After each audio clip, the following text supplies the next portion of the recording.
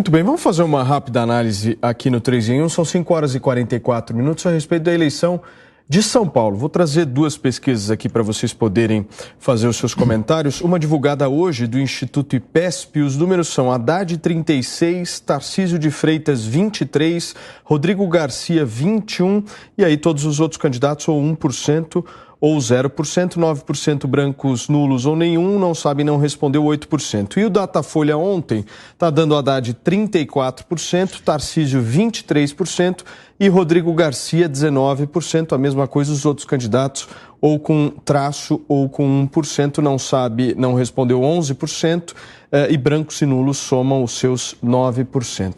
Uma análise aqui de São Paulo, Serrão, por favor. Sim, a eleição aqui em São Paulo vai ser decidida pelo efetivo poderio da candidatura de Jair Bolsonaro. Se Jair Bolsonaro estiver realmente com a força que ele e sua coligação acreditam, Tarcísio de Freitas terá a chance de emplacar a sua vaga no segundo turno, que é muito provável de acontecer na eleição de São Paulo. Agora, se Bolsonaro estiver realmente forte, aí pode vir a grande surpresa, que o segundo turno aqui em São Paulo pode ser disputado entre Tarcísio de Freitas e o atual governador Rodrigo Garcia, que tem a máquina, e não contra Fernando Haddad, que está sendo apontado aí como o grande, o popular. Eu repito, o PT nunca teve um bom desempenho na disputa estadual. O PT tem força na capital de São Paulo, mas no interior sempre foi muito fraco. Não dá para acreditar que agora o PT, com todo o desgaste que esse partido sofreu após inúmeros escândalos de corrupção, que ele continue forte em São Paulo. E não dá para subestimar, como eu sempre digo, o poder da máquina do governo do estado de São Paulo. Então, o candidato do governador, que é ele próprio, tem muita força nessa eleição. E Tarcísio, repito, dependerá demais do desempenho de Bolsonaro. Se o desempenho de Bolsonaro não for o esperado, quem roda nessa eleição é o Tarcísio de Freitas. Ponto. Constantino, essas pesquisas que eu trouxe aqui foram muito ruins para o Haddad, né? Porque se nós olharmos a questão do segundo turno, independente com quem ele dispute a eleição, se for com Tarcísio ou se for com Rodrigo Garcia, ele tem uma queda muito drástica nas intenções de voto. Cá entre nós, né, Paulo, a campanha dele é muito ruim, muito fraca, e é o que o Serrão disse, ela é voltada só para a capital, onde vive a esquerda caviar, ali mais, né, e nas periferias ele não tem nenhuma entrada. Ele tem algum recall por ter sido o candidato do PT em âmbito nacional na última eleição e ter tido 47 milhões de votos, então é uma coisa muito mais ligada a um recall do que qualquer discussão de projeto de governo, aliás, que em âmbito nacional o Lula esconde, né, oculta, e muito mais isso do que qualquer coisa. Então, assim, vai ter um segundo turno. Eu não acho que ele esteja com essa margem toda em relação ao Tarcísio. E o Tarcísio vai ter mais tempo e mais condições ali no tete-a-tete, no mano a mano, para mostrar projetos distintos, o que fez no Ministério da Infraestrutura do governo Bolsonaro contra aquele do kit gay, né, que diziam que não existia o kit gay, agora estão querendo reeditar. Meu Deus. Negócio meio esquisito aí, né? Pô, consta, mas está decidido que é o Tarcísio? Eu acho que vai, Tarcísio.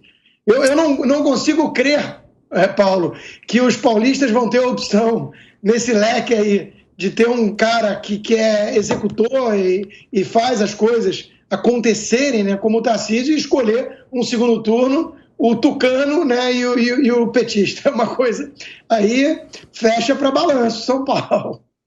Muito bem, Piperno, pegando os dados do Datafolha de 2018, nós temos o seguinte resultado. Isso do sábado, véspera da eleição aqui em São Paulo. João Dória, 32%, Paulo Scaff, 30% e Márcio França, 18%. O resultado foi João Dória com 31% e Márcio França à frente de Paulo Scaff com algo em torno aí de 0,5%. Somando seus mais de 21%. Ou seja, o Datafolha do sábado estava dando aqui em São Paulo que o Márcio França tinha 18, terminou com 21, e que o Paulo Scaff tinha 30 e terminou com 21. Acertou o João Dória e errou os outros dois. Principalmente, no caso do Scaff, até ficou na margem de erro. No caso do Márcio França, errou por muito, porque aqui em São Paulo aconteceu um fenômeno, que foi a migração de todo mundo que ia votar no PT e acabou votando no Márcio França. Até porque o PT e o João Dória, obviamente, eram inimigos de morte. O PT também não gostava nem um pouco do Paulo Scaff, né? Que sempre foi alguém muito simpático, por exemplo, a Michel Temer, amigo íntimo de Michel Temer, identificado pelo PT como alguém responsável lá pelo impeachment da Dilma, etc. Então houve sim essa migração. Veja, no caso do João Dória ficou igualzinho e no caso do Scaff muito próximo. Mas nesse dia, no dia da eleição? Porque esses dados que eu estou trazendo aqui do caso do Datafolha... até a sexta-feira. Isso, eu estou trazendo aqui o dado de 2018 às 6 horas da tarde do sábado. Sim. Então, e veja, você pega o Dória, ficou igualzinho. E no caso do Paulo Scaff, quase igual. Quem moveu muito foi o Márcio França, que tinha, aliás, 7, 8, 10, 12, e cresceu em cima da hora.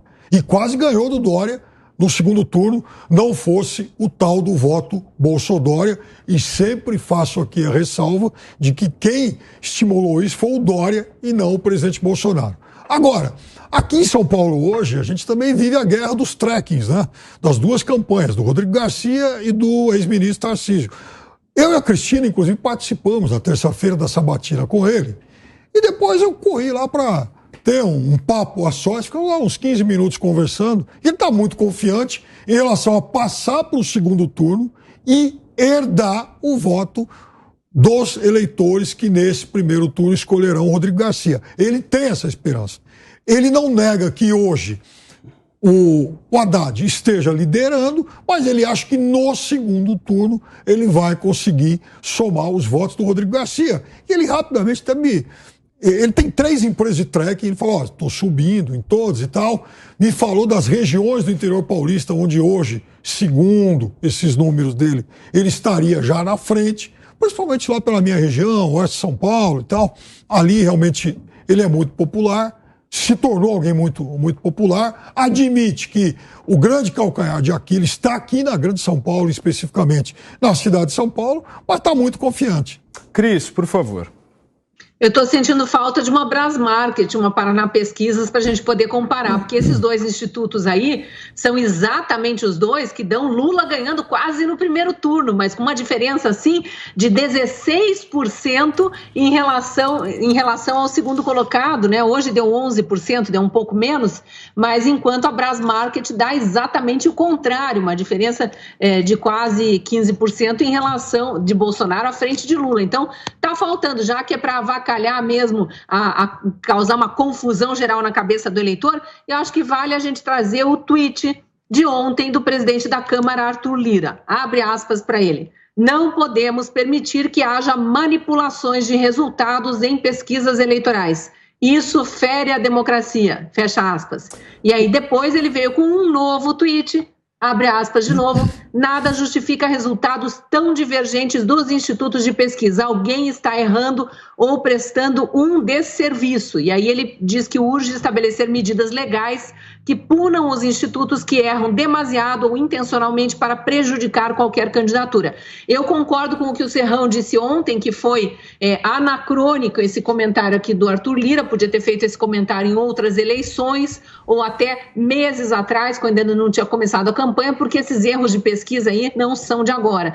E só para lembrar, Fernando Haddad não conseguiu sequer se reeleger prefeito de São Paulo. Cris, você citou que queria dado Brasmarket ou Paraná Pesquisas. Eu achei Paraná Pesquisas aqui, que foi divulgado hoje, eu não tinha visto. Fernando Haddad, vamos aos números aqui, 29,8% segundo o Paraná Pesquisas, seguido de Tarcísio, 26,4% e Rodrigo Garcia, 21,8%. O restante dos candidatos estão com menos de 1%, segundo a Paraná Pesquisas. Por favor, Serrão. Empate técnico, né? Pois é, a lição que fica é que os brutos também amam, o Haddad parece que está caindo nas pesquisas e as eleições, os institutos de pesquisa nas eleições também erram.